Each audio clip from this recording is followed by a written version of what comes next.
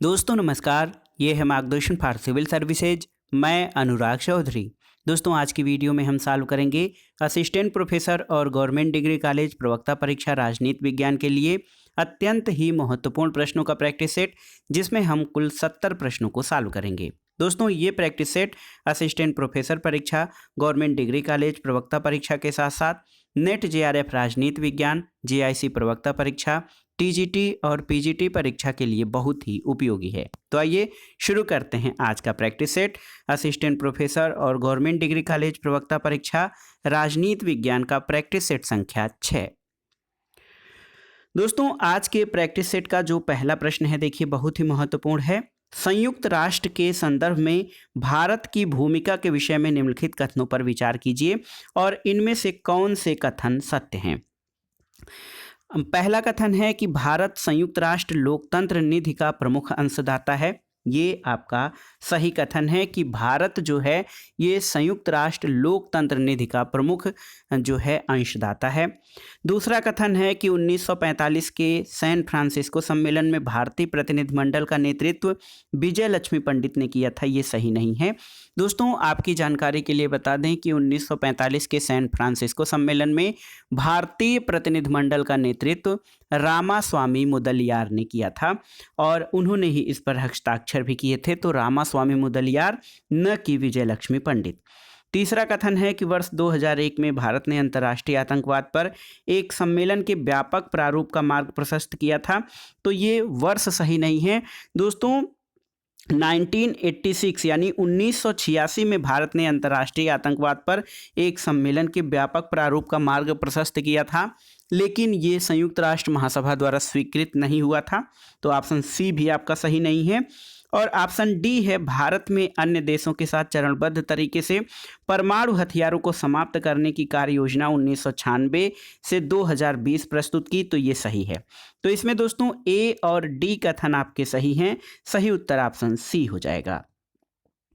अगला प्रश्न है, एक ध्रुवीय स्थिति जिसका उल्लेख जॉर्ज डब्ल्यू बुश जूनियर ने शक्ति के संतुलन के रूप में किया, जो हिमायती है किसका? सुरक्षा का, सहयोग का, शांति का या स्वतंत्रता का? तो सही उत्तर है जॉर्ज डब्ल्यू बुश जूनियर ने जो एक ध्रुवीय स्थिति का उल्लेख किया है, इसका उल्लेख उन्होंने शक्ति के संतुलन के रूप में किया, जो कि स्वतंत्रता का हिमायती है। तो ऑप्शन डी आपका सही उत्तर हो जाएगा। अगला प्रश्न है, सूची 1 का सूची 2 से सुमेलन करना है और दिए गए कूट के आधार पर सही उत्तर का चयन करना है। देखिए शांति के लिए एकता प्रस्ताव या शांति प्रस्ताव के लिए एक होना जो रिजोल्यूशन था, ये 1950 में प्रस्तुत किया गया था। स्वेज संकट 1956 की घटना है। इराकी हथियार संबंधी संयुक्त राष्ट्र संघ सुरक्षा परिषद का प्रस्ताव, ये दोस्तों 2002 और कोसोवो में यूएन मिशन, ये 1999 में हुआ था। तो सही उत्तर ऑप्शन सी हो जाएगा इस आधार पर 4, 3, 2 और 1। अगला प्रश्न है दोस्तों, निम्नलिखित में से कौन शक्ति संतुलन या बैलेंस ऑफ पावर की तकनीक नहीं है? हथियारों का जमा करना, राज्य क्षेत्र का अधिग्रहण, अनुनय की विधियां या बफर राज्यों का निर्माण? तो सही उत्तर है अनुनय की विधियां। दोस्तों अनुनय विनय की जो विधियां हैं ये बैलेंस ऑफ पावर की तकनीक नहीं है। दोस्तों अनुनय की विधियों को शक्ति संतुलन की तकनीकी नहीं माना जाता है, जबकि हथियार जमा करना, राज्य क्षेत्र का अधिग्रहण करना और बफर राज्यों का निर्माण करना ये शक्ति संतुलन की तकनीक के अंतर्गत आते हैं। ऑप्शन सी आपका सही उत्तर हो जाएगा। अगला प्रश्न है, निम्नलिखित में से कौन शक्ति संतुलन की मुख्य धारणा नहीं है? देखिए यहाँ पे जो शक्ति संतुलन की धारणा में कौन सी शामिल नहीं है? दोस्तों यहाँ पर देखिए बहुत ही महत्वपूर्ण है, राज्य प्रमुख राष्ट्रीय हितों की सुरक्षा के लिए दृढ़ संकल्प हैं, सही है। प्रमुख राष्ट्रीय हितों को खतरा पैदा हो सकता है, ये भी सही है। राज्यों की सापेक्ष सत्ता स्थितियों का मापन किया जा सकता है, सही है। और राज्य दूसरों के व्यवहार का मूल्यांकन करने के लिए नैतिक मानदंडों को लागू करते हैं, ये सही नहीं है, क्योंकि दोस्तों राज्य जो है दूसरों के व्यवहार का मूल्यांकन करने के लिए नैतिक मानदंडों को लागू नहीं करते हैं। ऑप्शन डी जो है दोस्तों शक्ति संतुलन की धारणा के संबंध में सही नहीं है। अगला प्रश्न है, राज्य सरकार और राष्ट्रीय संस्थानों के एक अध्ययन के रूप में राजनीति विज्ञान की अवधारणा किस प्रकार का दृष्टिकोण है? परंपरागत, समकालीन, आदर्शवादी या आगमनात्मक? तो सही उत्तर है राज्य सरकार और राष्ट्रीय संस्थानों के अध्ययन के रूप में राजनीति विज्ञान की अवधारणा ये परंपरागत दृष्टिकोण है, जबकि वर्तमान में व्यवहारवादी और दोस्तों कार्य और व्यवहार का अध्ययन इन संस्थाओं का किया जाता है। अगला प्रश्न है, निम्नलिखित में से कौन निर्णय निर्माण प्रक्रिया सिद्धांत का समर्थक नहीं है? देखिए, रिचर्ड स्नाइडर, H.W. ब्रंक, H.J. मार्गेनथाउ या बर्टन स्पेन। तो सही उत्तर है ऑप्शन सी, H.J. मार्गेनथाउ। दोस्तों, हैंस जे मार्गेनथाउ अंतर्राष्ट्रीय राजनीति के यथार्थवादी दृष्टिकोण के प्रमुख प्रवक्ता और प्रतिपादक हैं और ये निर्णय निर्माण प्रक्रिया सिद्धांत से संबंधित नहीं हैं।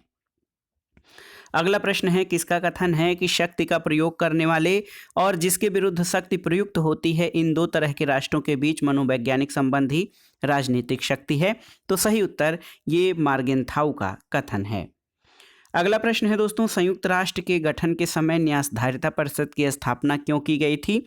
तो सही उत्तर है 7 संसदीय राज्यों द्वारा प्रशासित 11 ट्रस्ट क्षेत्रों अंतर्राष्ट्रीय निगरानी का प्रावधान करने और ये सुनिश्चित करने के लिए कि राज्यों को स्वतंत्र या स्वशासित होने के लिए या तैयार करने के लिए पर्याप्त कदम उठाए गए हैं। इसी के लिए संयुक्त राष्ट्र के गठन के समय ट्रस्टीशिप काउंसिल या न्यासधारिता परिषद की स्थापना की गई थी। अगला प्रश्न है, गवर्नर जनरल की उपाधि भारत के वायसराय के रूप में किस वर्ष जानी गई? तो सही उत्तर है दोस्तों 1858 का जो एक्ट था उसके द्वारा गवर्नर जनरल को वायसराय पद नाम दे दिया गया। और दोस्तों 1858 में रानी विक्टोरिया के हाथ में शासन चले जाने के बाद ये बदलाव किया गया था और इस आधार पर लॉर्ड कैनिंग जो था वो भारत के प्रथम वायसराय बने थे। अगला प्रश्न इंटरनेशनल पॉलिटिक्स से है दोस्तों, किसका कथन है कि अंतर्राष्ट्रीय राजनीति का अंतिम उद्देश्य चाहे कुछ भी हो, इसका तात्कालिक उद्देश्य शक्ति प्राप्त करना होता है? तो ये सीधे सीधे ये कथन मार्गेनथाउ का है, जो कि रियलिस्टिक थियरी या यथार्थवादी सिद्धांत के प्रतिपादक रहे हैं। अगला प्रश्न है दोस्तों, शीत युद्ध का पराभव इतिहास का पराभव था, ये किसका कथन है? तो दोस्तों शीत युद्ध का जो पराभव या शीत युद्ध की समाप्ति इतिहास का पराभव था, ये फ्रांसिस फुकुयामा का कथन है। और आप जानते हैं एंड ऑफ हिस्ट्री या इतिहास के अंत की अवधारणा जो है ये फुकुयामा की देन है और इन्होंने कहा है कि शीत युद्ध की समाप्ति के बाद इतिहास के उन युद्धों का अंत हो गया है जो एक समय से चला आ रहा था। तो इसको इतिहास का पराभव या दूसरे शब्दों में इतिहास के अंत की बात की जाए तो ये फ्रांसिस फुकुयामा का सिद्धांत है। अगला प्रश्न है दोस्तों, यथार्थवाद के अनुसार अंतर्राष्ट्रीय राजनीति का आधार क्या है? देखिए, शक्ति, सहयोग, नैतिकता और शांति। तो सही उत्तर है शक्ति। दोस्तों यथार्थवाद के अनुसार अंतर्राष्ट्रीय राजनीति का आधार शक्ति है। अगला प्रश्न है, निम्नलिखित में से किस देश ने सबसे पहले यूनाइटेड नेशंस के सदस्यता से अपने को अलग किया लेकिन फिर उसमें शामिल हो गया? तो सही उत्तर है इंडोनेशिया।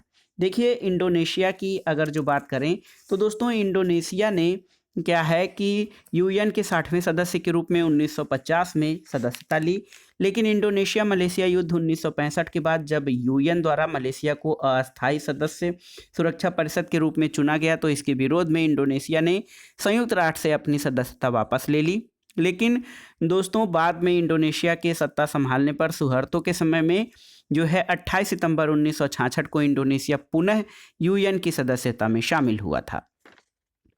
अगला प्रश्न है, ऑपरेशन शक्ति पोखरण प्रथम और पोखरण द्वितीय कब संपन्न हुआ था? तो सही उत्तर है 1974 और 1998 में। दोस्तों भारत ने अपना जो परमाणु परीक्षण किया था ये 1974 और 1998 में संपन्न किया गया था। प्रथम पोखरण परीक्षण श्रीमती इंदिरा गांधी के प्रधानमंत्रित्व काल में और द्वितीय अटल बिहारी के शासनकाल में हुआ था। अगला प्रश्न है, अंतर्राष्ट्रीयता के विकास का कारण क्या है? ऑप्शन है तृतीय विश्व युद्ध का भय, आर्थिक संकट का भय, क्षेत्रीयतावाद या राज्यों की संप्रभुता। तो सही उत्तर है तृतीय विश्व युद्ध का भय। दोस्तों वर्तमान विश्व राजनीति आप जानते हैं यथार्थवाद से संचालित होती है और प्रत्येक राष्ट्र इसमें शक्ति के एकत्रीकरण और उसकी वृद्धि में लगा रहता है और वर्तमान में परमाणु हथियारों की होड़ लगी है जिससे विश्व में एक आशंका है। और दोस्तों जो अंतर्राष्ट्रीयता का विकास हुआ है एक प्रकार से, ये सामूहिक सुरक्षा की भावना और तृतीय विश्व युद्ध के भय के कारण हुआ है। अगला प्रश्न है, किस वर्ष में यूएस ने चीन को मान्यता दी थी? तो अमेरिका ने 1979 में, दोस्तों जनवरी 1979 में अमेरिका ने चीन को मान्यता दी थी और संयुक्त राष्ट्र संघ में ताइवान के स्थान पर 1971 में चीन को सुरक्षा परिषद की अस्थायी सदस्यता मिली थी। अगला प्रश्न आसान सा है, व्यवहारवाद शब्द का सबसे पहले प्रयोग किसके द्वारा किया गया था? J B. Watson, Herbert Tingston, Robert Dahl या डेविड स्टन? तो सही उत्तर है जे.बी. वाटसन। दोस्तों जे.बी. वाटसन एक अमेरिकी मनोवैज्ञानिक थे। इन्होंने बिहेवियरलिज्म शब्द की सबसे पहले जो है प्रयोग किया और 1924 में उनकी पुस्तक या कृति है बिहेवियरिज्म। अगला प्रश्न है दोस्तों, 1984 में यूनेस्को से हटने के बाद अमेरिका किस वर्ष में यूनेस्को की पुनः सदस्यता ग्रहण की थी? तो दोस्तों यूनेस्को से 1984 से हटने के बाद जॉर्ज डब्ल्यू बुश के नेतृत्व में जनवरी 2003 में अमेरिका ने पुनः जो है इसकी सदस्यता ग्रहण की थी और यूनेस्को का मुख्यालय पेरिस, फ्रांस में स्थित है। अगला प्रश्न है दोस्तों, देतांत। देतांत जो है, देतांत या डिटेंट शब्द किस भाषा से लिया गया है? तो याद रखिएगा ये फ्रेंच भाषा का शब्द है और दोस्तों डिटेंट का अर्थ होता है तनाव शिथिल या तनाव के मध्य जो है तनाव शिथिलीकरण, और इस शब्द का प्रयोग अमेरिका और सोवियत संघ के मध्य तनाव को कम करने से लिया जाता है। अगला प्रश्न है, देखिए ये है कि भारतीय संविधान का कौन सा अनुच्छेद अंतर्राष्ट्रीय संबंधों से संबंधित है? तो सही उत्तर है अनुच्छेद 51। अनुच्छेद 51 में वर्णित है कि जो है राज्य अंतर्राष्ट्रीय शांति और सुरक्षा की अभिवृद्धि करने, राष्ट्रों के बीच न्यायपूर्ण और सम्मानपूर्ण संबंध बनाए रखने का प्रयास करेगा। अगला प्रश्न है दोस्तों, सूची 1 का सूची 2 से सुमेलन करना है और दिए गए कूट के आधार पर सही उत्तर का चयन करना है। देखिए साल्ट 1, दोस्तों साल्ट 1 जो है, साल्ट 2 संधि जो है ये 1979, देखिए बहुत ही महत्वपूर्ण है, स्ट्रेटेजिक आर्म लिमिटेशन ट्रीटी। तो साल्ट 2 1979 में हस्ताक्षरित हुई थी। पीटीबीटी यानी पार्शियल टेस्ट बैन ट्रीटी ये 1963 में। शांति के लिए एकता प्रस्ताव, दोस्तों शांति के लिए एकता प्रस्ताव जो है वो कोरिया युद्ध 1950 से 1953 में जो चला था उसमें जो है उसी के समय 1953 में आया और आईएनएफ संधि जो है 1987 में आई थी। तो आईएनएफ संधि भी अमेरिका और सोवियत संघ के बीच हुआ था। तो सही उत्तर क्या हो जाएगा? सही उत्तर ऑप्शन बी हो जाएगा। 2, 3, 4 और 1 इसमें संधियां और उनके वर्ष हैं। अगला प्रश्न है, विश्व में सूचना के अधिकार को प्रारंभ करने वाला सबसे पहला देश कौन था? नॉर्वे, संयुक्त राज्य अमेरिका, स्वीडन या फिनलैंड? तो सही उत्तर हो जाएगा दोस्तों स्वीडन। देखिए ऑप्शन सी आपका सही उत्तर है। स्वीडन दोस्तों सूचना के अधिकार या राइट टू इंफॉर्मेशन को प्रयोग करने वाला पहला देश था और सबसे पहले स्वीडन ने 1766 में इसको लागू किया था। तो ये बहुत ही पुराना है, 1766 में सूचना के अधिकार को स्वीडन ने सबसे पहले प्रारंभ किया था। अगला प्रश्न है, निम्नलिखित में क्लासिकी यथार्थवाद की परंपरा की शुरुआत किसने की थी? निकोली मैकियावेली, थ्यूसिडाइड्स, हैंस मार्गेनथाउ या केनेथ बार्ड्स? तो सही उत्तर है थ्यूसिडाइड्स। दोस्तों थ्यूसिडाइड्स क्लासिकी यथार्थवाद की परंपरा के प्रतिपादक माने जाते हैं और ये यूनानी इतिहासकार थे। इनकी पुस्तक का नाम है हिस्ट्री ऑफ द फिनोमिनलिज्म वार। इसमें इन्होंने राजनीतिक यथार्थवाद का वर्णन किया है। उसके बाद निकोलो मैकियावेली, फिर हैंस मार्गेनथाउ का नाम आता है। तो सही उत्तर है क्लासिकी यथार्थवाद की परंपरा की शुरुआत जो है वो थ्यूसिडाइड्स के द्वारा की गई थी। अगला प्रश्न है दोस्तों, फ्लाइंग बीस शब्दबंध किस संस्था से जुड़ा हुआ है? तो सही उत्तर है फ्लाइंग बीस जो है ये आसियान से जुड़ा हुआ है। आसियान दक्षिण पूर्व एशिया के राष्ट्रों का संगठन है और 1967 में इसकी स्थापना हुई थी। तो दोस्तों ये फ्लाइंग बीस शब्दबंध आसियान से जुड़ा हुआ है। अगले प्रश्न पर आते हैं, आसियान से भारत किस राजमार्ग को वियतनाम तक विस्तार करने का बातचीत कर रहा है? तो ये बहुत ही महत्वपूर्ण प्रश्न है। देखिए आसियान से जो है किस राजमार्ग को वियतनाम तक विस्तार करने की बात कर रहा है भारत? तो दोस्तों आसियान से भारत म्यांमार थाईलैंड राजमार्ग को वियतनाम से जोड़ने की बातचीत कर रहा है और 1360 किलोमीटर लंबा ये राजमार्ग भारत के मोरे को थाईलैंड के मायसोट से जोड़ता है। अगला प्रश्न है दोस्तों, निम्नलिखित में से कौन दो कथन चीन की नीति हथेली और 5 अंगुलियों के सिद्धांत के बारे में सही है? दोस्तों चीन के बारे में आप जानते हैं कि उसकी नीति हमेशा विस्तारवादी रही है। तो इसमें कौन कौन शामिल हैं? देखिए इसमें जो 5 अंगुलियों की नीति है, हथेली और 5 अंगुलियों के सिद्धांत के तहत हथेली इसका तिब्बत है, तो हथेली तिब्बत है। इसके अलावा उसकी 5 अंगुलियां भूटान, नेपाल, अरुणाचल प्रदेश, सिक्किम और लद्दाख हैं। भूटान, अरुणाचल प्रदेश, सिक्किम और जो है लद्दाख इसमें शामिल हैं, जिनकी मांग वो समय समय पर दोहराता है। तो सही उत्तर ए और बी जो दोस्तों चीन की नीति हथेली और 5 अंगुलियों में ए और बी शामिल हैं। अगला प्रश्न है, निम्नलिखित स्वतंत्रताओं में से किसका उल्लेख रूजवेल्ट ने नहीं किया था? वाक स्वतंत्रता, उपासना की स्वतंत्रता, भय से स्वतंत्रता और शोषण के विरुद्ध स्वतंत्रता। तो सही उत्तर है अमेरिकी राष्ट्रपति फ्रैंकलिन डी रूजवेल्ट ने वाक स्वतंत्रता, उपासना की स्वतंत्रता और भय से मुक्ति की स्वतंत्रता की बात की थी, लेकिन शोषण के विरुद्ध स्वतंत्रता को वो नहीं स्वीकार करते हैं। और यूनाइटेड नेशंस शब्द का प्रयोग सबसे पहले दोस्तों रूजवेल्ट ने ही किया था। अगला प्रश्न है, किसने ये तर्क दिया है कि वस्तुपरक यथार्थ से हटकर अंतर्राष्ट्रीय राजनीति हमारे निर्माण का विषय है? ऑप्शन है यथार्थवादी, स्त्रीवादी, आदर्शवादी या निर्माणवादी। तो सही उत्तर है ऑप्शन डी, निर्माणवादी। निर्माणवादी विचारकों ने ये तर्क दिया है कि वस्तुपरक यथार्थ से हटकर अंतर्राष्ट्रीय राजनीति हमारे निर्माण का विषय है और Alexander Wendt, Kenneth Waltz, Peter Katzenstein आदि इसके प्रमुख विचारक हैं। अगला प्रश्न, सूची 1 का सूची 2 से सुमेलन करना है और दिए गए कूट के आधार पर सही उत्तर का चयन करना है। देखिए दोस्तों, जेनेवा प्रोटोकॉल का संबंध किससे है? तो ये रासायनिक शस्त्रों के निषेध से संबंधित है जेनेवा प्रोटोकॉल। इसके अलावा START स्टार्ट टू, इसका संबंध जो है वाहनों का जो है दोस्तों स्वतंत्र और पुनः प्रवेश निषेध करना है। INF संधि जो है ये अमेरिका और संयुक्त राज्य सोवियत संघ और अमेरिका के बीच 2 वर्गों के भू आधारित मिसाइलों का निषेध है। और स्टार्ट 1 ये सामरिक शस्त्रों के कटौती से संबंधित है। तो सही उत्तर आपका देखिए ऑप्शन डी हो जाएगा, 2, 1, 4 और 3। अगला प्रश्न है, किसका कथन है कि किसी सिद्धांत पर विचार किसी ऐसे पूर्व चिंतित दुर्बोध सिद्धांत अथवा अवधारणा के आधार पर नहीं करना चाहिए जिसका वास्तविकता से कोई संबंध न हो? इसका उद्देश्य किसी सामूहिक दृश्य घटना में व्यवस्था कायम करना और उसे अर्थ प्रदान करना है। ऑप्शन है Kenneth Waltz, EH Carr, Stephen Krasner और हैंस जे मार्गेनथाउ। तो दोस्तों अंतर्राष्ट्रीय राजनीति में यथार्थवादी दृष्टिकोण के प्रमुख अमेरिकी विद्वान हैंस जे मार्गेनथाउ का ये कथन है। ऑप्शन डी आपका सही उत्तर है। अगला प्रश्न है, 1950 के दशक में विकास प्रशासन क्यों उभरा था?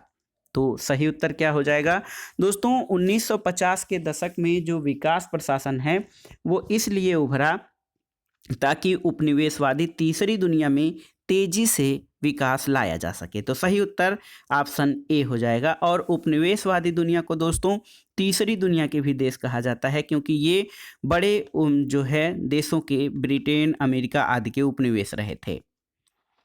अगला प्रश्न है, लुकिंग ईस्ट यानी पूर्व की ओर देखो नीति का तात्पर्य कैसी विदेश नीति से है? तो सही उत्तर है दोस्तों, लुकिंग ईस्ट या पूर्व की ओर देखो नीति का तात्पर्य ऐसी विदेश नीति से है जिसका झुकाव दक्षिण पूर्व एशिया से है। तो ये भी बहुत ही महत्वपूर्ण है। पूर्व की ओर देखो नीति का तात्पर्य ऐसी विदेश नीति जो है इसका झुकाव दक्षिण पूर्व एशिया की ओर है। और 1991 में नरसिम्हा राव सरकार द्वारा ये नीति शुरू की गई है। अगला प्रश्न है, गुटनिरपेक्षता आंदोलन यानी नैम जिसको कहा जाता है ये किसके द्वारा स्थापित किया गया था? तो उत्तर है भारत, यूगोस्लाविया और मिस्र। दोस्तों गुटनिरपेक्षता आंदोलन जो है इसका पहला सम्मेलन 1961 में बेलग्रेड में किया गया था और भारत के प्रधानमंत्री नेहरू, इसके अलावा मिस्र के नासिर और यूगोस्लाविया के टीटो के साथ इंडोनेशिया के सुकार्नो को जो है नाम के प्रमुख आंदोलनकारियों में या उसके शुरुआतकर्ताओं में जाना जाता है। अगला प्रश्न है, किस प्रधानमंत्री के कार्यकाल में लुक ईस्ट पॉलिसी जैसी विदेश नीति की पहल की शुरुआत हुई थी? तो ये थे पी.वी. नरसिम्हा राव और 1991 में दोस्तों लुक ईस्ट पॉलिसी की शुरुआत हुई थी। अगला प्रश्न है, कौन सा एक देश बिम्स्टेक जो 1997 में प्रारंभ हुआ था इसका सदस्य नहीं है? ऑप्शन है बांग्लादेश, भारत, थाईलैंड और चीन। तो सही उत्तर है चीन। दोस्तों चीन जो है ये बिम्स्टेक का सदस्य देश नहीं है और ये बहुत ही महत्वपूर्ण है दोस्तों। चीन के बारे में ये है कि ये 1997 में स्थापित बिम्स्टेक का सदस्य नहीं है और बिम्स्टेक दोस्तों इसके सदस्य देशों में बांग्लादेश, भारत, थाईलैंड, म्यांमार, श्रीलंका, भूटान और नेपाल हैं और बिम्स्टेक का जो मुख्यालय है वो ढाका में स्थित है। अगला प्रश्न भारत की विदेश नीति से संबंधित एक कथन है।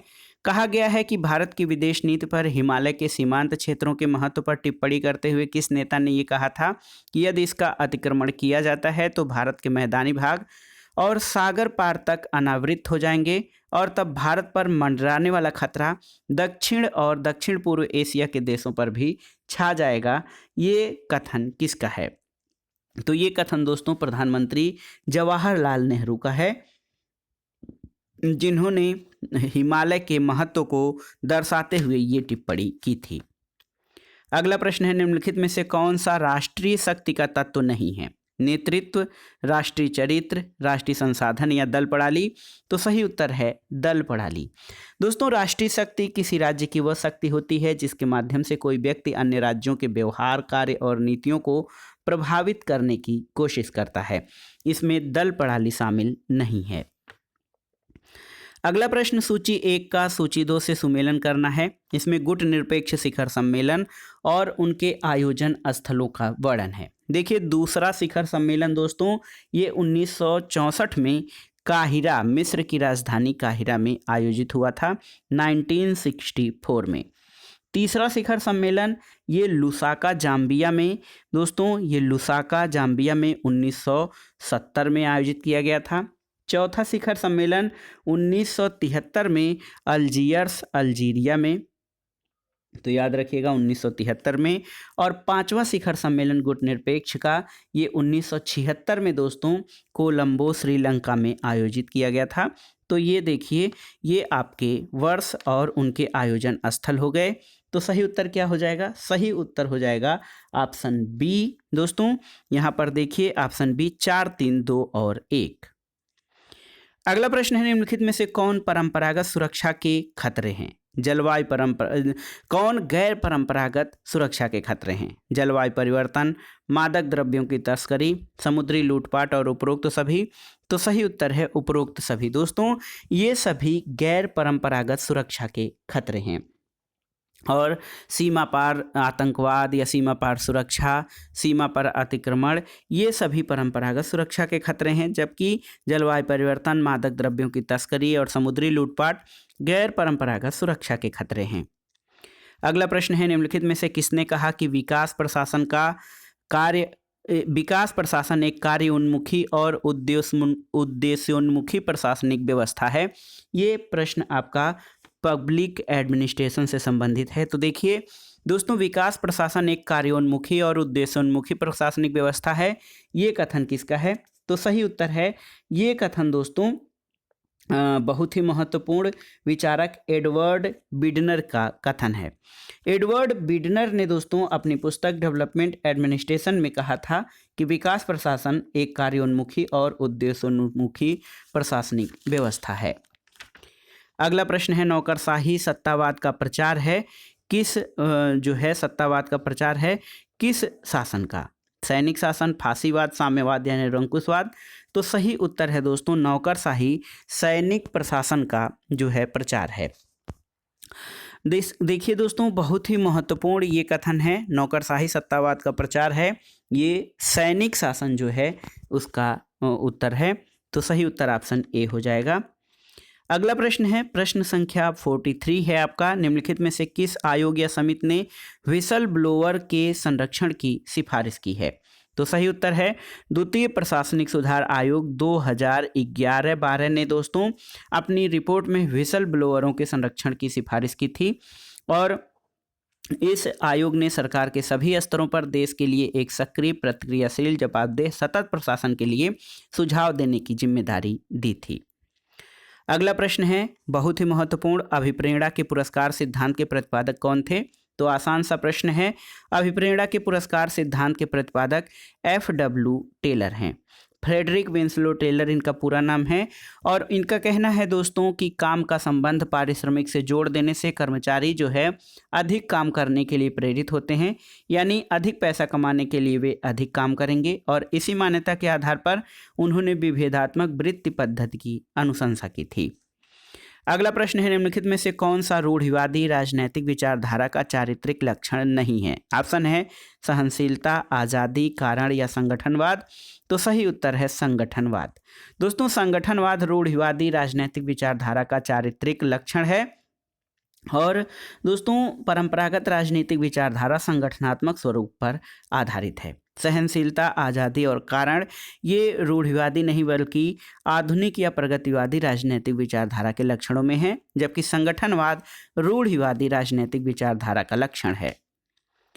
अगला प्रश्न है गृह सचिव NN बोहरा की अध्यक्षता वाली भारत सरकार की प्रशासनिक समिति 1993 ने क्या निष्कर्ष निकाला था? तो दोस्तों NN बोहरा जो हैं गृह सचिव थे, इन्होंने भारत सरकार की प्रशासनिक समिति 1993 में ये निष्कर्ष निकाला था कि राजनीतिज्ञों, अपराधियों और नौकरशाहों के बीच जो साठगांठ है वो भारतीय राजनीति के लिए बहुत बड़ा खतरा है।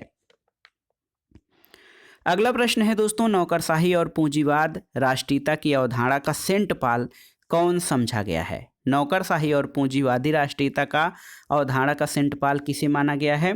तो सही उत्तर है मैक्स वेबर। दोस्तों मैक्स वेबर जो हैं ये आधुनिक प्रमुख समाजशास्त्री हैं। उन्होंने नौकरशाही का विस्तृत अध्ययन और वर्णन किया है और वेबर को नौकरशाही सिद्धांत के प्रभुत्व के सिद्धांत का प्रवर्तक माना जाता है। अगला प्रश्न लोक प्रशासन से है कि लोक प्रशासन का संबंध सरकार के क्या और कैसे से है, ये किसने कहा है? तो सही उत्तर है लोक प्रशासन का संबंध सरकार के क्या और कैसे से है, ये M.E. डिमाक का कथन है और डिमाक एक अमेरिकी राजनीतिक विचारक रहे हैं।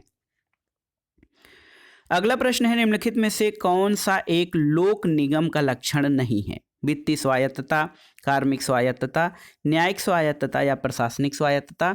तो सही उत्तर है दोस्तों देखिए न्यायिक स्वायत्तता लोक निगम की विशेषता नहीं है, जबकि वित्तीय स्वायत्तता, कार्मिक स्वायत्तता और प्रशासनिक स्वायत्तता ये लोक निगम की विशेषताएं हैं।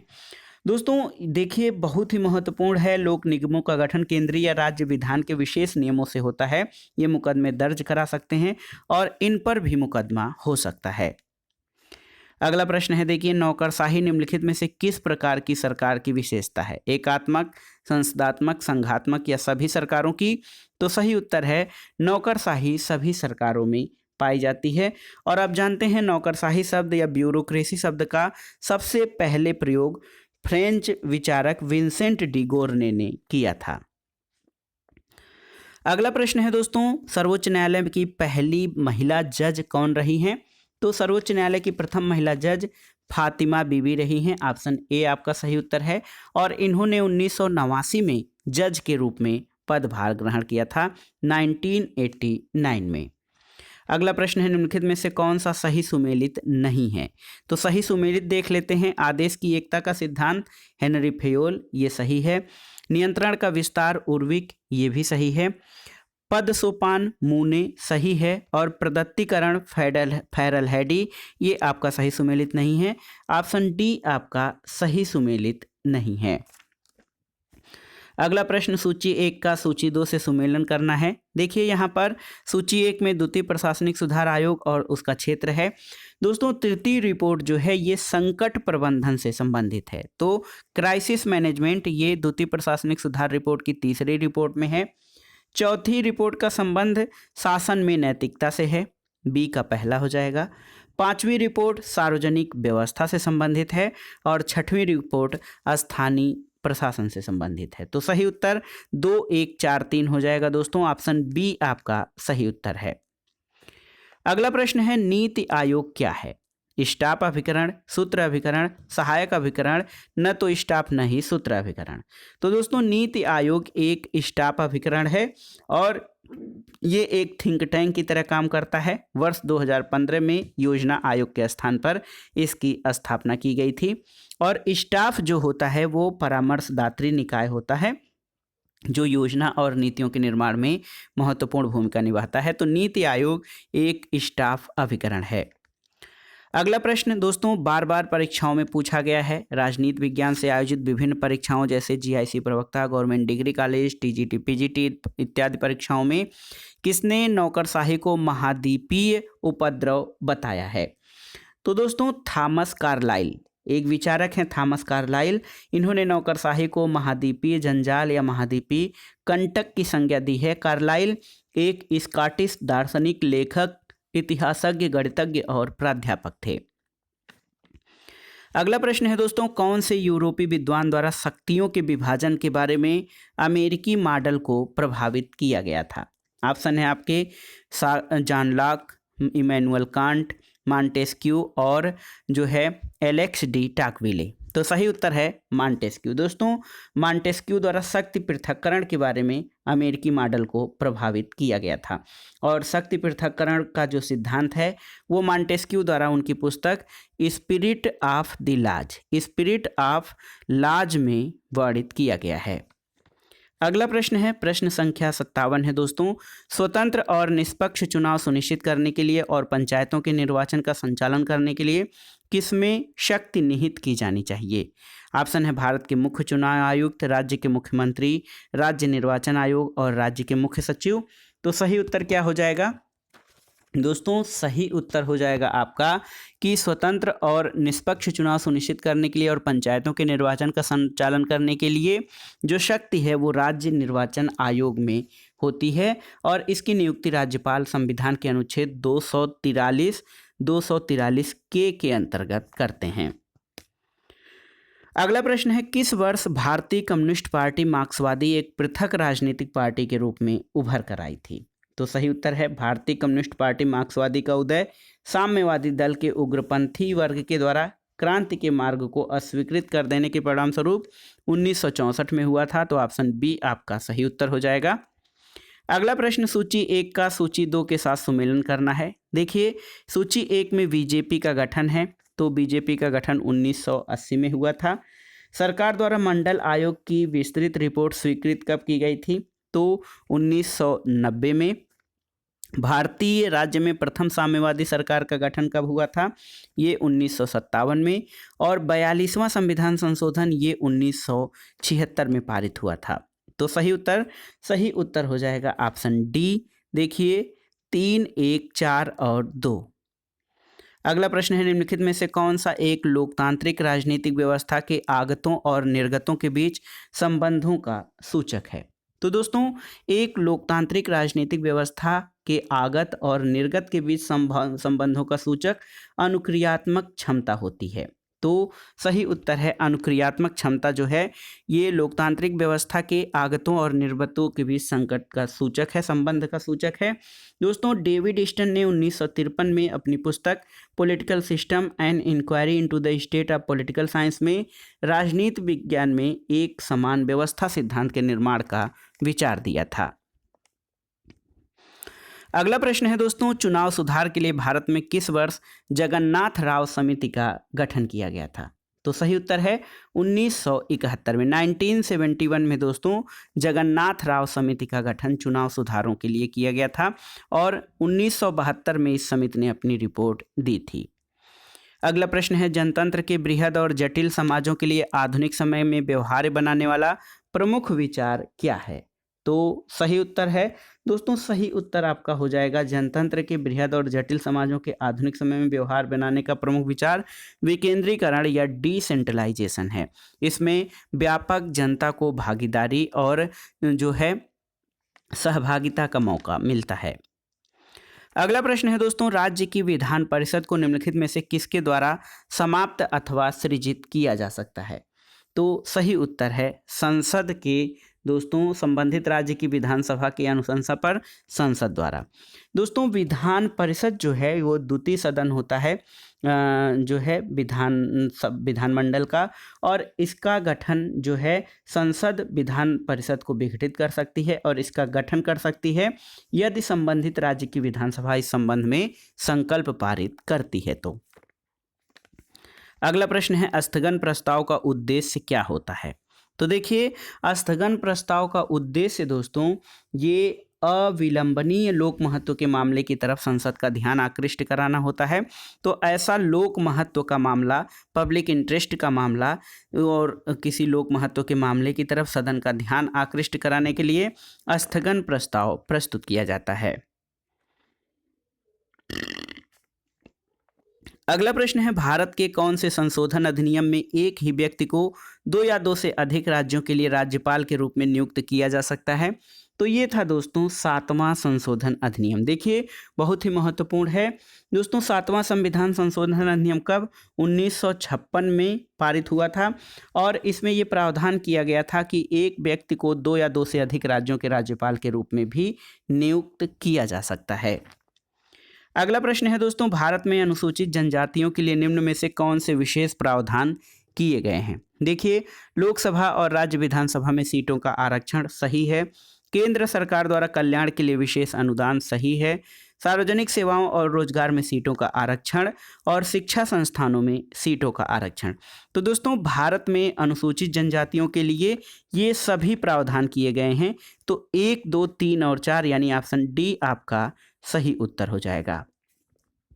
अगला प्रश्न है भारतीय संविधान के अनुसार निम्न में से किन विषयों पर संवैधानिक संशोधन के लिए कम से कम आधे राज्यों के विधानमंडल द्वारा संपुष्टि आवश्यक है। तो देखिए यहाँ पर संविधान के संघीय प्रावधान इसमें जरूरी है, इसके अलावा सर्वोच्च न्यायालय के अधिकार इसमें भी जरूरी है, संविधान संशोधन की प्रक्रिया में भी, और नए राज्यों के निर्माण अथवा राज्यों की सीमाओं और नामों में परिवर्तन, इसके लिए दोस्तों कम से कम आधे राज्यों के विधानमंडल द्वारा संपुष्टि आवश्यक नहीं है।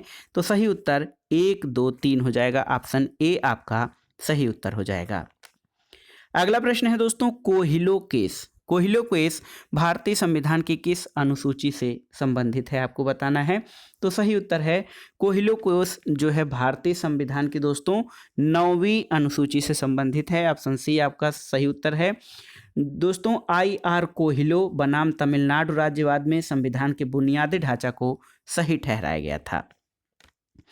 अगला प्रश्न है संप्रभुता के एकल सिद्धांत के प्रतिपादक कौन है। तो सही उत्तर जॉन ऑस्टिन। दोस्तों जॉन ऑस्टिन को संप्रभुता के एकत्ववादी या एकलवादी सिद्धांत का प्रतिपादक माना जाता है और लेक्चर्स ऑन ज्यूरिस्प्रूडेंस पुस्तक में इन्होंने ये कहा है कि प्रभुसत्ताधारी वह व्यक्ति या व्यक्तियों का समूह है जिसकी आज्ञाओं को अधिकांश समाज स्वभाव से मानता है। अगला प्रश्न और इस प्रैक्टिस सेट का आखिरी प्रश्न है दोस्तों। देखिए किसका संबंध शक्ति अभिजन यानी पावर एलीट की अवधारणा से है। ऑप्शन है आपके पैरेटो, मोस्का, सी राइट मिल्स और कार्ल मनहीम। तो सही उत्तर है शक्ति अभिजन की अवधारणा दोस्तों सी राइट मिल्स द्वारा अपनी पुस्तक द पावर एलीट में, पावर एलीट पुस्तक 1956 में प्रकाशित हुई थी और इसमें उन्होंने शक्ति अभिजन की अवधारणा जो है वर्णित की थी। तो सही उत्तर है शक्ति अभिजन सी राइट मिल से संबंधित है। तो दोस्तों ये था आज का practice set. Government degree college प्रवक्ता, assistant professor, government inter college प्रवक्ता, इसके अलावा LT ग्रेड, TGT, PGT, इन सभी परीक्षाओं के लिए ये प्रैक्टिस सेट बहुत ही उपयोगी था। तो आप इन प्रश्नों को तैयार कर लीजिएगा ताकि आगामी परीक्षाओं में जब ये प्रश्न पूछे जाएँ तो आप इनको सही अटेम्प्ट कर सकें। दोस्तों वीडियो आपको कैसा लगा हमें कमेंट बॉक्स में ज़रूर बताइएगा। वीडियो को लाइक करें, शेयर करें और इस चैनल मार्गदर्शन फॉर सिविल सर्विसेज को सब्सक्राइब करें। वीडियो देखने के लिए धन्यवाद दोस्तों, नमस्कार।